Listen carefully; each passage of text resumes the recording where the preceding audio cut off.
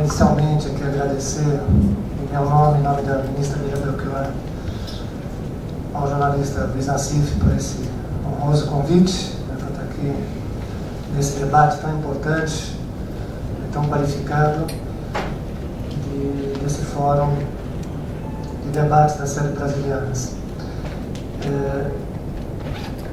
Quero também fazer aqui uma referência especial a um grande amigo aqui, o Nelson Machado, com quem também tive a honra de poder trabalhar em vários projetos, alguns de importância bastante relevante. Um deles ele vai citar aqui, está me contando, e vai apresentar aqui, que é a questão do INSS.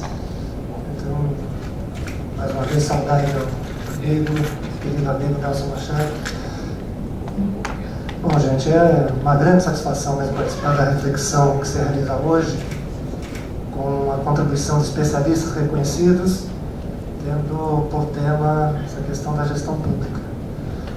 Peço licença aqui nesse momento para reproduzir partes do discurso proferido pela ministra Miriam Belchior no 5º Congresso CONSAD de Gestão Pública, que reuniu gestores de todos os estados e de vários municípios, juntando aí centenas de pessoas fazendo a reflexão ainda nesse mês de junho, no começo do mês de junho, lá em Brasília, porque ainda está bastante atual, né, e está bastante aderente aos objetivos desse fórum. O Brasil vive atualmente uma economia sólida e estável, que cresce com atenção às questões sociais, inserida no contexto global. Diminuímos as desigualdades sociais e regionais, retomamos o desenvolvimento em bases sustentáveis e com respeito às instituições democráticas. Isso fez de nosso país um dos mais dinâmicos mercados do mundo. Esse quadro resulta de uma política econômica responsável, praticada ao longo dos últimos anos, que ajudou a tirar 28 milhões de brasileiros da pobreza absoluta e permitiu que 36 milhões de pessoas ingressassem na classe média. Houve a recuperação do emprego com ganhos reais nos salários e a retomada dos investimentos públicos e privados. Porém, apesar de todos esses avanços, ainda há muito a ser feito. Compromisso para os próximos anos é a erradicação da extrema pobreza e a realização das ações necessárias para que o Brasil alcance seu lugar entre as nações com desenvolvimento pleno e justiça social. Recentemente, os países em desenvolvimento assumiram um papel central na economia mundial e o Brasil firmou-se como uma das principais expoentes, desse grupo, tanto do ponto de vista político quanto econômico. As mudanças nas cadeias de produção global decorrentes da ascensão desses países geraram novos desafios à inserção internacional brasileira e à manutenção do padrão de crescimento baseado no mercado interno dinâmico. A maior concorrência externa torna imprescindível o rápido aumento da competitividade sistêmica e setorial que vem sendo estimulado pelo governo federal no âmbito do Plano Brasil Maior. A combinação das políticas industrial, tecnológica e de comércio exterior visa impulsionar a inovação, o adensamento produtivo do parque industrial brasileiro, garantindo cada vez mais empregos de qualidade. O alcance desses objetivos requer enfrentar de forma sistêmica e como prioridade os desafios de aperfeiçoamento e inovação na gestão, tanto na área pública quanto na privada. É necessário adotar novas tecnologias de gestão, ampliar o uso das tecnologias de informação, incorporar indicadores de resultado às políticas públicas, aprimorar a coordenação de políticas intersetoriais e intergovernamentais e continuar valorizando de forma responsável os servidores públicos. O governo federal, assim como muitos governos estaduais e municipais, tem feito investimentos sistemáticos na gestão pública e os resultados são significativos. Poderia citar muitos exemplos, mas vou me limitar a 3 dos mais emblemáticos. A unificação dos órgãos de receita previdenciária e fazendária, em 2007, teve como objetivo facilitar a vida dos cidadãos e das empresas. A instituição de representação única do Fisco Federal trouxe comodidade e economia de tempo para todos, reduziu custos para os contribuintes e incrementou a eficiência da fiscalização. O segundo exemplo, e aí eu não combinei com o Nelson Machado, mas é porque realmente é bastante emblemático, é a mudança no modelo de gestão adotado pelo INSS. Foi quebrado um dos maiores paradigmas do país, as filas crônicas e baixa qualidade no atendimento. Quem não se lembra das pessoas nas filas aviltantes que varavam a madrugada para obter serviços previdenciários nas agências do INSS? Eu lembro uma vez que o Nelson me falou que o presidente Lula pegou ele de madrugada e foi ver as filas, né, Nelson? Indignado, determinando que se acabasse com aquilo. Né? A partir de 2006 foi implantado um modelo de gestão que gerou uma verdadeira revolução nas mais de 1.200 agências em todo o país. Hoje, agenda seu atendimento pelo telefone ou pela internet e é possível obter os benefícios da Previdência em apenas 30 minutos. Isso, senhores e senhoras, vão ver com bastante detalhes, com indicadores, com números, na apresentação aqui do Nelson Machado. O último exemplo que eu gostaria de citar é o projeto Porto Sem Papel, que tem como principal objetivo aumentar a competitividade dos nossos portos, consequentemente, de nossas empresas. Os sistemas foram desenvolvidos para desburocratizar os procedimentos de estadia dos navios nos portos brasileiros, de forma a otimizar os processos de importação e exportação. O projeto já está em funcionamento nos portos de Santos, Rio de Janeiro, Vitória, Salvador, Aratu e Ilhéus na Bahia, Fortaleza e Pecém no Ceará. Está em pré-operação em Barra do Riacho, no Espírito Santo, em Niterói, Itaguaí, Angra dos Reis, no Rio de Janeiro, Recife e Suape, em Pernambuco. Bem, a despeito de todos os avanços, ainda temos muito por fazer.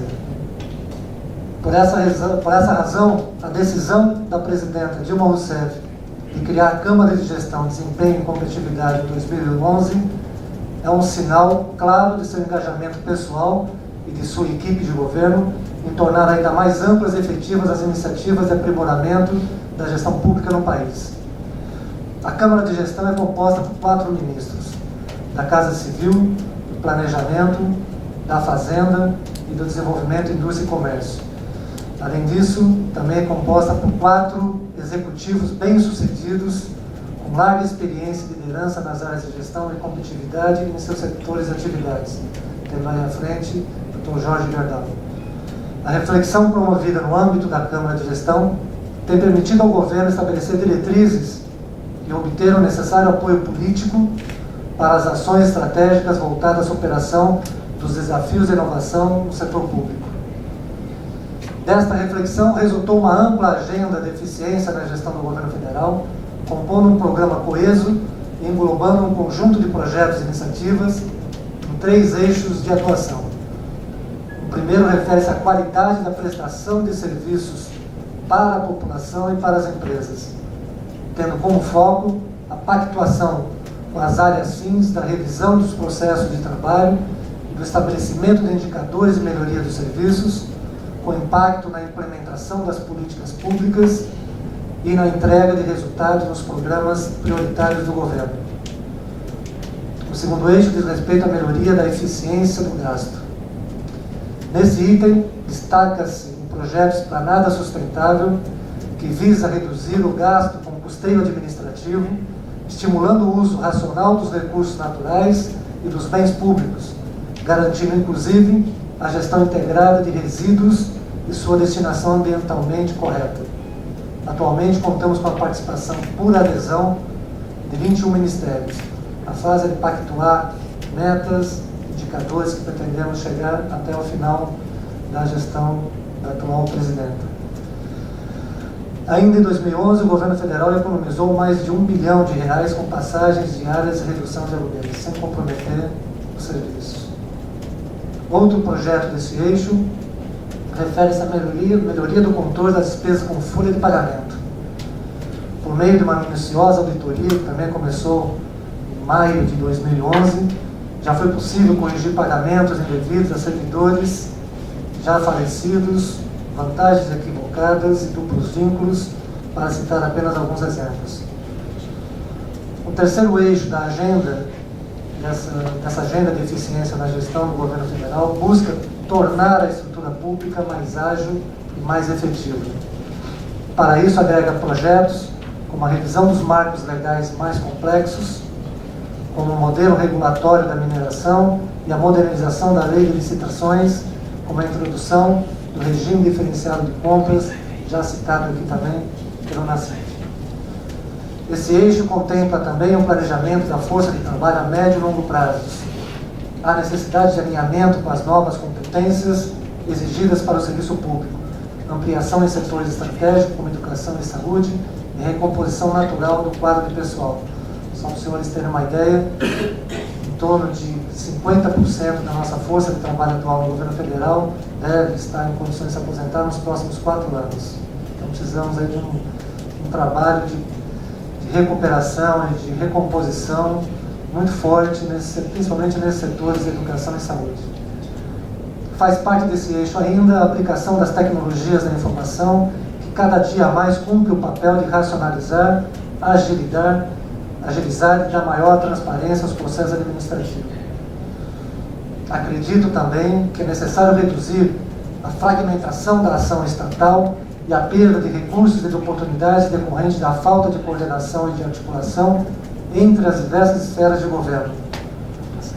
É necessário avançar para uma atuação em rede, com interações envolvendo, inclusive, atores do terceiro setor e do mercado, o que requer competências de coordenação, de construção de consensos e de atuação em parceria. Isso inclui os níveis de governo federal, estadual e municipal e os outros poderes. A exemplo dessa cooperação em nível federativo, a metodologia comum utilizada para a elaboração do PPA, também já citado aqui hoje pelo Nassif, entre o governo federal e de muitos governos estaduais, o que auxilia na definição e no monitoramento de políticas públicas desenvolvidas. Esse é o caso também do Plano Brasil Sem Miséria, em que o governo federal, em parceria com estados e municípios, junta forças para erradicar a pobreza extrema em nosso país.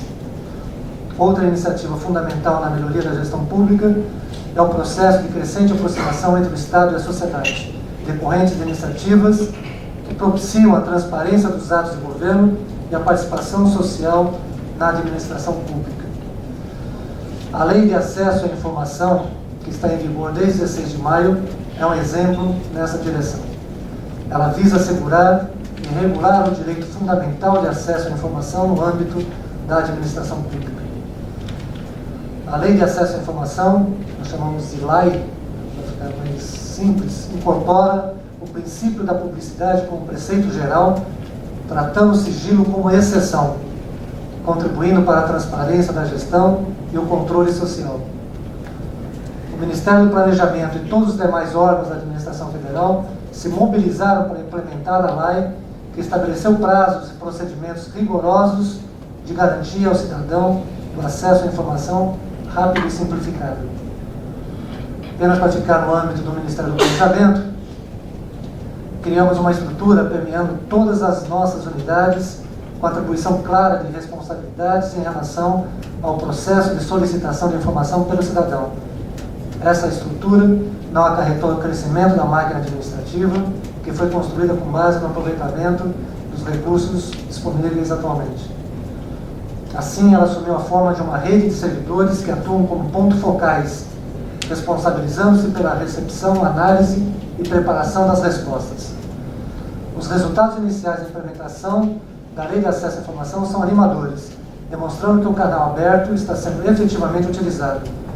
No conjunto de toda a administração federal, já contabilizamos mais de 10.400 pedidos de informação, com mais de 7.000 respostas, em apenas um mês e meio de vigência da lei. O principal desafio que estamos enfrentando nesse momento é o da comunicação.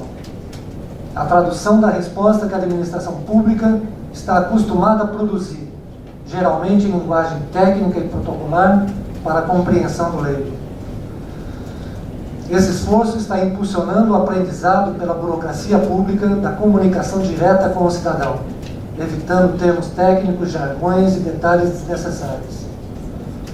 O outro lado da moeda é que o cidadão está também aprendendo a formular de maneira mais clara e objetiva suas demandas e a entender a complexidade de muitas das decisões que a administração pública a todo momento tem que tomar. É por isso que acreditamos que a LAI está promovendo uma mudança cultural no Estado brasileiro, dada a sua importância política e histórica e seus impactos na relação entre Estado e cidadão. Por fim, vale lembrar que a busca da excelência em gestão pública pressupõe sempre direcionar as ações para as necessidades dos cidadãos e da sociedade. Nesse sentido, é importante notar que a mudança no papel do Estado exige do servidor público, além de conhecimentos técnicos, habilidades e atitudes necessárias à negociação e articulação de interesses plurais em um ambiente democrático. A iniciativa de realização desse fórum é um importante espaço de debate, de troca de experiências para a busca de um Estado cada vez mais eficiente. Sim, apesar de, infelizmente, não poder ver toda a apresentação do Nelson, ter que sair para voltar para Brasília de algumas reuniões importantes, mas espero a todos aqui que tenhamos aqui um excelente trabalho, bastante produtivo, um debate bastante vigoroso. Muito obrigado.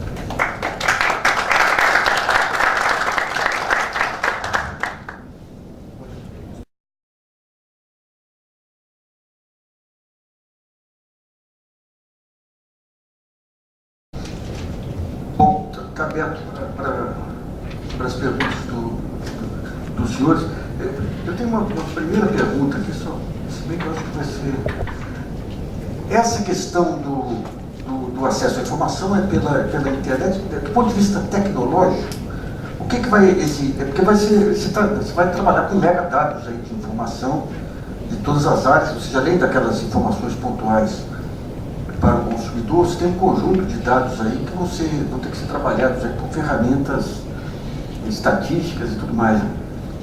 Vocês chegaram a fazer algum mapeamento em termos de software livre ou em termos tecnológicos? O que vai ser necessário para poder expandir e ter essa interação do outro lado para completar o ciclo de controle do Estado? Nós desenvolvemos já um sistema, também de software livre, para uso comum, mas ainda está sendo aperfeiçoado. Nós não temos ainda todo o arcabouço fechado, mas estamos partindo para esse conjunto de possibilidade das pessoas poderem pegar os dados e poder agregá-los da forma como melhor lhe convir. Buscar na base de dados de várias bases diferentes e poder trabalhar a informação de acordo com a sua necessidade. Acredito que ainda ao longo de 2012 tenhamos isso já disponível não só para uso comum, mas também para todos os estados e municípios. Bom, está dentro para as perguntas aí. Uma outra questão aí que eu andei entrevistando a ministra Miriam e a ministra Gleisi, tem essa questão da padronização de análises aí de indicadores. Você tem uma discussão, por exemplo, em relação ao PAC, sobre se você pega desembolso financeiro, se pega a questão execução física, no próprio orçamento você tem programas que estão embutidos em outros aí, que dão margem aí a vários tipos de interpretação. Vocês pretendem de alguma maneira definir cursos aí para ONGs, para jornais, para discutir esses critérios e ter um mínimo de consenso sobre a maneira a maneira mais correta de ler os dados? Não. Quando você faz uma análise de dados, ela é sempre muito complexa. Você mesmo fez aqui na sua introdução que é possível você fazer vários recortes na mesma base de dados. Obviamente que a gente tenta sistematizar essas informações, esses dados, acoplar esses dados da forma mais honesta possível, para que a gente possa realmente ter uma compreensão, até para nós mesmo no governo, podemos ter uma avaliação clara do que está funcionando, do que não está e por que não está. Tornamos isso público. Em todas as avaliações que nós fazemos, todas as análises que nós fazemos, nós sempre temos nossa autocrítica em relação aos dados que estão sendo apresentados. Acho que é um caminho da gente percorrer para poder ter uma visão única sobre aquilo que está sendo exposto. Tanto aquilo que está funcionando e o que não está funcionando também. Isso diz respeito ao está sendo feito fisicamente, financeiramente, enfim, eu acho que isso é necessário, eu acho que isso é importante. Em relação à execução de obras, quer dizer, quando você pega a questão orçamentária, é simples, um dado objetivo aí, liberou tanto para a obra. Em relação à execução física, de que maneira que são levantados esses dados de execução física para disponibilizar nesse site? Nós temos informações bastante precisas sobre a execução física, tanto daquilo que está sendo executado, que está sendo prestado de informações pelas próprias áreas responsáveis, quanto por fotos e análise local. Nós temos fotos de praticamente todas as obras que estão no país inteiro. São analisadas pela própria Casa Civil, pelo Ministério do Planejamento e pela própria Presidente. Ela quer um sistema de monitoramento que ela chama de monitoramento online, do Nelson Machado, que fez o monitoramento online das agências do INSS. Quando ela soube que isso existia, ela quer para todos os órgãos do governo. Você fala com webcam e tudo aí? Oi? Com uso de webcam? Isso, exatamente. Inclusive nos hospitais federais e nas obras públicas. Então isso está bastante avançado. Então não tem condições de acompanhar fisicamente, mesmo estando na hora da ministério. É um problema para nós. Os mil olhos do doutor Maurício. Eu queria que o senhor falasse um pouquinho a respeito da reestruturação dos ministérios, como é que isso está sendo pensado e planejado. Então, eventualmente, para a execução de determinados programas ou projetos, se tem problemas em alguns ministérios, algumas áreas específicas, então vira foco de estudos, de análise e de reestruturação. Ou o próprio Ministério também tem a parte que ele mesmo pede alterações, reestruturação, para poder dar conta da implementação das suas políticas setoriais.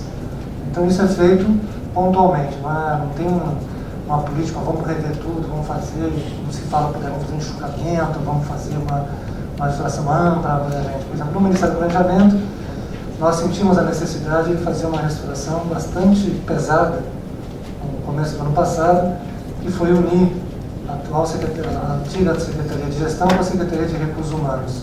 Por que isso? Para dar maior coesão naquilo que está sendo discutido em termos de gestão. Você não discute gestão de forma segmentada dessa forma. Não dá para discutir o que é a estrutura organizacional dos ministérios com a política de pessoal do outro lado. Por outro lado, nós criamos uma Secretaria de Relações do Trabalho para poder se dedicar 100% na relação com os representantes dos trabalhadores e dos servidores públicos. Então a gente sentiu essa necessidade, a gente vai fazendo as alterações. Houve a necessidade de se criar setores para dar conta especificamente dos setores aeroportuários. Então foi criado essas estruturas. Então onde for, dentro dessas análises também de processo, quando você faz análise de processo mais profundamente, você faz revisão de processo, você necessariamente, não necessariamente, mas muitas vezes isso incorre em mudanças estruturais. Você tem que juntar, eventualmente, caixinhas, outras, enfim, isso na própria concepção do processo, do novo processo, você exige a restauração. Então, nós fazemos isso com muita cautela, com muito cuidado para não causar nenhum emperramento, nenhuma paralisação também, por conta de algo feito de forma precipitada por pressão. Só complementando essa questão, quando o Gerdau foi, aliás, nós temos um convênio, já um acordo com o NBC, o Governo Brasil Competitivo, uma das salas que nós estamos criando é de gestão pública, e a ideia é juntar todas as boas experiências de gestão. Nós já estamos com Minas Gerais e Pernambuco alimentando as salas e gradativamente vamos conversar com esse Conselho dos Secretários de Gestão também para tentar criar uma massa crítica de informações lá.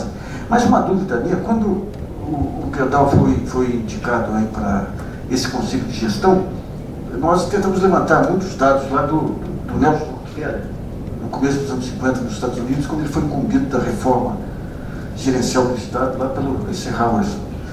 E o que ele fez foi uma mudança estrutural nos diversos órgãos, agências reguladoras e tudo mais. Aqui a gente percebe que em muitos setores você montou um Estado meio de afogadinho, né? Surge uma questão de portos, então você põe lá um regulador dos portos, daí a ANAC, daí, e de repente quando você olha o próprio modelo americano, você tem uma reestruturação em que todas as agências reguladoras estão embaixo de um órgão maior, tudo que está ligado à logística está juntado, né? Hoje, quando se fala Quer dizer, a gente avançou muito nessa questão da coordenação interministerial, intersetorial. Esse acho que foi o grande avanço do federalismo brasileiro, que o PAC aprofundou, inclusive, com o estado de municípios aí. Mas a exemplo daquelas comissões aí do Juscelino Kubitschek, é como se você tentasse colocar uma gambiarra para tratar questões estruturais. Né? Então eu pergunto o seguinte, tem dentro do governo, da Escola Nacional de Administração Pública, do IPEA, alguém que esteja pensando, digamos assim, um modelo de Estado do século XXI? Mesmo, pelo que deu para entender, até devido à complexidade do tema, a presidente ela decidiu atuar por processo. Então, identifica onde você tem os principais problemas aí, coloca lá uma consultoria para racionalizar aquele processo e vai tocando. Mas, digamos, em termos estruturais, tem algum visionário aí pensando esse novo modelo de gestão do Estado do século XXI? Assim, as grandes reestruturações de estrutura, em geral, aparecem durante crises fiscais, normalmente. Nós estamos tendo agora uma grande reestruturação, por exemplo, na França, onde estão cortes fenomenais, inclusive em pessoal, inclusive em salários. Né? Estive conversando com o ministro de Portugal recentemente, eles diminuíram o salário do pessoal em 10%, sem redução de jornada, estão tirando as pessoas, estão reduzindo, as pessoas que estão se aposentando não está sendo feita a reposição, estão pensando uma série de reestruturações. Acho que, se não me engano, de 18 ministérios viraram 11, né, por conta dessa reestruturação, mas sempre com base em ajustes fiscais muito fortes. No nosso caso, a gente vem modelando de acordo, de fato, com as necessidades. Tem um ambiente político também, né, que em crises fiscais você favorece mudanças mais profundas, mais radicais, que não é o nosso caso. Né? No nosso caso, nós estamos ainda num ambiente bastante favorável de fazer mudanças estruturais, mas de forma bastante responsável. Nós estamos, por exemplo, nesse momento, trabalhando a estruturação disso que você acabou de falar, que é a centralização de meios logísticos, por exemplo. Centralizar contas governamentais, de uso comum, né, que você pode ter ganho de escala, ter ganho de vários tipos de possibilidade de reestruturação. Mas não há nenhuma possibilidade de ter uma reestruturação mais abrangente, mais ampla da forma como preconizado em alguns momentos. Tá. Bom, só para dizer que eu acho que qualquer ajuste administrativo com visão estritamente fiscal é desmonte. Essa lei, né, de acesso à informação, ela é revolucionária, ela, vamos dizer, gera uma mudança cultural, né? E a implementação, a gente percebe que não é linear, avança em certos setores, outros menos. A pergunta é em relação à resistência, à medida que existe essa mudança cultural, uma resistência até que natural, né, de setores. Tá?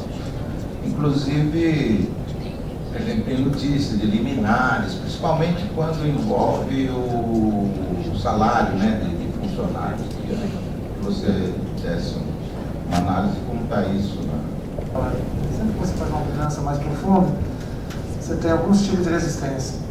Uma delas, que é por conta da mudança cultural mesmo. As pessoas estão acostumadas daquela forma, quando você mexe na forma da pessoa atuar, na forma de trabalhar, isso cria uma resistência natural que faz parte do ser humano, do seu meio de trabalho.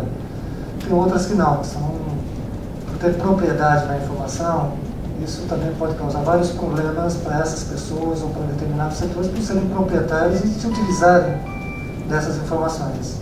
E tem outras que é por conta mesmo da corrupção.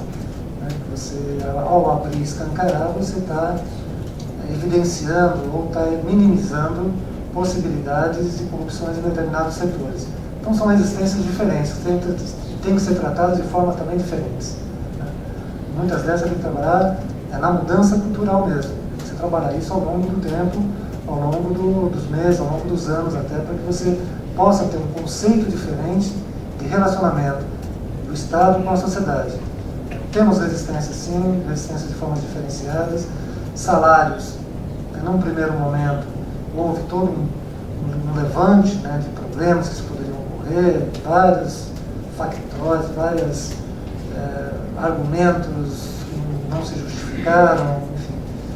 E o fato do governo federal ter feito isso tem sido um indutor, está forçando com que os outros setores, os outros poderes e os outros entes federativos também sigam o mesmo exemplo, que é uma questão de indução mesmo, uma questão de constrangimento.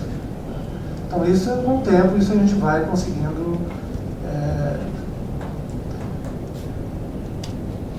romper essas resistências, mas de forma também diferenciada. Não podemos tratar todas as resistências de forma igual, senão a gente vai cometer vários erros. É claro que eu ficaria tentado aí a perguntar a respeito do reforço das carreiras estratégicas do Estado aí na área de educação, mas espero que entre o que te motiva aí a Brasília Nova esteja essa questão também. Mas eu queria me focar mais em duas questões. Uma que já foi levantada pelo Nassif sobre a qualidade dos indicadores, sobre a maneira como eles são levantados. Eu queria saber se há alguma ação ou recomendação ou um direcionamento no sentido de se criar dicionários de indicadores, ou seja, como eles são levantados, como aqueles números são produzidos, para quando as pessoas pegarem aqueles dados e forem processar por conta própria. Outro, se há algo planejado no sentido de se criarem incentivos, e eu digo incentivos tanto em termos de capacitação, como o Nassif falou, mas até eventualmente em termos financeiros, né, seja pela apresentação de projetos ou de outras medidas para que ONGs, universidades, outras organizações ou instituições que queiram trabalhar com aqueles dados e criarem novos sistemas de tratamento da informação e de publicização dessa informação. Em relação aos indicadores, quem trabalha com isso sabe quanto que isso é complexo, quanto que isso é difícil da gente mensurar, Nós temos áreas que isso já estão mais consolidadas, né? Pelo tempo que se trabalha isso, pela universalização de alguns dados, como a saúde, por exemplo, como a própria educação. Mas você tem setores que é extremamente complexo, extremamente difícil você tirar esses indicadores. A Casa Civil vem fazendo um esforço muito grande com os programas considerados prioritários do governo. São cerca de 40 projetos e programas de grande impacto para a nação, para o país, para os cidadãos, para as empresas, que são monitorados de uma forma bastante elevada. Está se tirando, onde não havia indicadores, nós estamos tirando indicadores através desse monitoramento sendo feito. Para vocês terem uma ideia, os ministérios estão absolutamente enlouquecidos, né, com esse trabalho que está sendo feito. Até porque tem os projetos prioritários, os programas prioritários gerenciados pela Casa Civil e tem todo o PPA que é administrado pelo planejamento. Se nós não tivermos cuidado, a gente deixa todo mundo absolutamente loucos mesmo. Vai a Casa Civil tirando um monte de indicadores, fazendo pontos de controle quase que diários com os principais programas, e depois o planejamento tem que ser algo complementar para que isso também não cause nenhum outro problema de ordem mais operacional, de ordem administrativa e operacional. Nós estamos fazendo esse esforço. Acho que nós já temos indicadores que até alguns meses atrás era absolutamente impensável termos. Certamente serão divulgados. Certamente a gente vai fazer um processo de divulgação assim que nós tenhamos mais confiança, já tiver checado, tiver feito vários testes nesses indicadores, para poder ter até séries históricas, né, de determinado serviço, de determinada prestação de serviço. Em relação aos incentivos, nós temos sim vários incentivos internos, né, dentro da própria administração pública. Capacitação nós temos em diversas ordens, né? Inclusive a restauração de áreas estratégicas, isso tem sido feito desde o primeiro ano do governo do presidente Lula. A gente tem reestruturado várias carreiras importantes dentro do Estado, e da educação está sendo alvo agora de um estudo bastante profundo em relação a isso, dos professores universitários, enfim. Nós temos um caso, pelo menos, que está sendo ainda testado, incentivo financeiro, mas para a própria administração. Aquele projeto que eu citei aqui, esplanada sustentável, é de redução de despesas correntes. Parte dessa redução ela retorna do próprio órgão para desenvolvimento de programas na área de gestão. Então ele retorna, então você teve uma economia de R$1, 50 centavos volta para desenvolvimento na área de gestão. Nós estamos inclusive pensando em ver como é que a gente faz isso, a Constituição permite como fazer isso, até para o próprio servidor ter algum benefício financeiro com redução, não redução, né, como, de novo citando aí o Nelson Machado, melhoria do gasto, né? Não é reduzir a despesa, mas é melhorar a qualidade da despesa. Então, se a gente consegue fazer algo mais com menos, ou mais do que nós usamos hoje, isso já é suficiente para a gente pensar em incentivos financeiros, ou para a instituição, ou para o próprio servidor. Isso vai motivando, cria uma cultura bastante diferenciada. Você pode lembrar, uma vez lá no Tribunal de Contas de Santa Catarina, uma diretora de escola conseguiu uma verba para fazer um muro. Ela conseguiu fazer de tal maneira que ela construiu um muro e construiu uma quadra de esportes para a escola. Ela se estrepou, né, coitado. Deu processo, inquérito. É uma maluquice. Bom, vamos para... Essa questão da LAI tem alguns aspectos bastante revolucionários, eu diria, desde que, veja bem, o que é que me preocupa na questão da LAI? Possivelmente, eu não sei se já existe algum estudo em relação a isso, quem está pedindo, solicitando informações para os estados, né? Aí eu pego desde o município, quanto o estado, quanto o governo federal, deve ser um segmento da população bem elitista, eu diria, tá? Até porque eu tenho a impressão que esta lei ela não foi vulgarizada suficientemente para o conjunto da população. A minha primeira pergunta é isso. Vocês têm alguma diretriz para vulgarizar esta lei para o conjunto da população, principalmente a população que precisa da informação como sobrevivência? Essa é uma questão fundamental. A segunda questão é, se o governo federal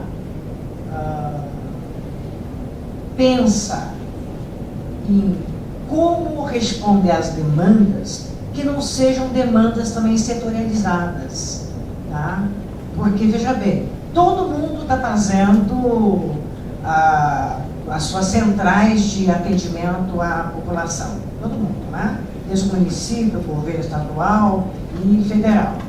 Mas, será que essas solicitações não são setoriais e acaba tendo investimento muito grande em cada secretaria, em cada órgão, em cada ministério, muitas vezes para responder a mesma demanda? E será que também essas retorno à população não poderão ser conflitantes porque não tem uma base de dados única?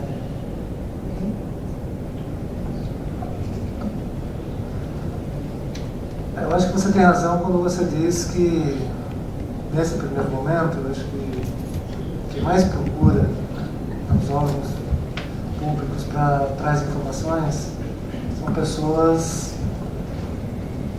eu acho que a maioria, né, na linha do que o Nassif fez na sua introdução, tentando pegar problemas para poder trabalhar com esses indicadores negativos ou informações negativas, enfim. Mas eu acho que é um começo. Nós temos que começar, eu acho que a gente tem que... Essa coisa de tornar mais popular, ou tentar vulgarizar, como você disse, eu acho que é uma meta que nós temos e vamos alcançá-la. Impossível a gente dizer em quanto tempo isso, mas vamos perseguir isso. Tanto é que eu disse aqui também na minha fala que nós estamos tendo um problema assim, de mudança cultural bastante forte com os servidores, que é como transformar essas informações em algo inteligíveis, né, para os mortais, né? Então, se você divulga, por exemplo, simplesmente informações sobre o orçamento, da forma como é feito, com as rubricas, com elementos de despesa, etc., ninguém vai entender absolutamente nada. Você tem que divulgar de uma forma que as pessoas possam entender e compreender aquilo que está sendo dito. Então, isso, nós temos que perseguir isso e estamos fazendo, dentro das nossas possibilidades, estamos fazendo. Dar informações conflitantes, É um risco, acho que pode ocorrer sim, mas acho que está muito minimizado esse risco, porque são informações que são solicitadas, geralmente são setoriais. Dificilmente você tem uma informação que ela seja trabalhada de forma mais matricial. Quando existe isso, a gente, obviamente, procura encaminhar para o local correto para poder juntar as informações, ou via Casa Civil, ou via Ministério do Planejamento, da própria Fazenda. São riscos, eu acho que a gente temos que tentar identificá-los e minimizando e popularizar o máximo possível essa lei. Né? Essa lei tem que pegar. Né? A lei que tem que pegar. Então, eu acho que já pegou, acho que está bastante adiantado. Pelo número de informações solicitadas, mais de 10 mil em um ano e meio, conseguimos responder mais de 7 mil, já é um grande avanço, porque nós temos 20 dias para responder. Agora nós estamos tentando criar, a gente brinca bastante, né, criar a lei dentro do governo. Porque tem informações que a gente pega internamente que demora meses para chegar. Então, assim, e se a gente consegue implementar uma lei dentro do governo para a gente ter as respostas mais rápidas também para o nosso dia a dia, nossos clientes internos, vamos dizer assim. Bom, só para lembrar, esse exercício da crítica, da autocrítica é fundamental para o aprimoramento de qualquer modelo. Eu estava comentando um pouquinho antes aí, ontem a presidente da Petrobras, Maria da Graça, ela deu uma entrevista, dando um balanço, e ela começou apontando projetos que não deram certo na Petrobras, e depois disse o seguinte: isso aqui são pontos fora da curva. A maioria aqui tem você, Petrobras. As manchetes de hoje são todas Maria da Graça detonando fora da curva. Fora da curva virou a regra. Né? Então, eu acho que um dos pontos centrais aí desse novo jogo que vem pela frente aí é restaurar realmente a crítica fundamentada aí, que é essencial para contenção de abusos, para aprimoramento do sistema. E com esses indicadores a gente vai ter uma fase de muita balbúrdia, isso não tem a dúvida. A primeira fase vai ser de balbúrdia, vai ser um festival de tapioca, de amendoim, mas faz parte, né? Aliás, é um grande gesto de coragem assim, se expor a esse primeiro momento, a esse tiroteio, até que se amadureçam aí os diagnósticos e aqueles mais sensatos e mais sólidos aí prevaleçam. Na época da reforma administrativa do Bresser Pereira, ele criou um cargo de gestor governamental. Na época eu gostei muito, porque era um cargo que no seu requisito você teria que ter conhecimentos políticos, saber negociar e conhecimentos técnicos para atuar nos ministérios. Isso para não haver descontinuidade na troca de governo e aquele ser um profissional gabaritado para estar dando essa continuidade. Me parecia uma grande solução, assim, na época, para esses casos de desvios ou de descontinuidade do governo. A minha pergunta é assim: esse cargo continua prestigiado hoje no governo, ele está meio desaparecido, que papel ele tem e se existe alguma coisa semelhante hoje, na atualidade? A outra pergunta, citando dois casos assim: o Lula brigava muito com o Tribunal de Contas, que ele falava que o Tribunal se preocupava com picuinhas e queria parar as obras que ele estava tocando. Por outro lado, a Dilma foi lá na transposição do Rio São Francisco e ficou muito brava que estava o pagamento em dia, as obras paradas ou quase paradas, né? Então, aí, quando a gente vê isso, a gente olha assim, enxerga assim, a maldade dos políticos, vamos falar assim, querendo ganhar dinheiro em cima de obras para financiar campanha ou corrupção, coisa assim. Por outro lado, vê assim, uma inatividade do setor público assim, para conseguir captar esses desvios que existem, né? A minha pergunta é assim: como é que atua o planejamento, por exemplo, quando percebe, porque eu acho que isso é percebível, numa obra superfaturada, coisa assim, demora-se tanto tempo para atuar e depois só estoura um escândalo quando isso vaza para a imprensa ou alguma coisa desse tipo assim. Eu fico preocupado com isso porque é o seguinte: enquanto o político fala que o setor público é burocrata, não é preguiçoso, ou se fizer do jeito que eles querem, as obras não andam, os servidores públicos, por outro lado, criticam os políticos que são corruptos e o serviço público em geral fica muito mal falado, né? O que dá para se fazer nesse meio do campo? Porque eu trabalho assim, eu estou preocupado com a minha situação. Eu estava vendo a ideia de que o serviço público é importante, de que o cargo público é importante, alguns têm status, ganham bons salários e tal. E a gente sempre é questionado assim: pô, vou entrar lá para não fazer nada, ou coisa do tipo assim, eu vou entrar lá para ficar rico, quer dizer, o que a gente está, o que pode melhorar?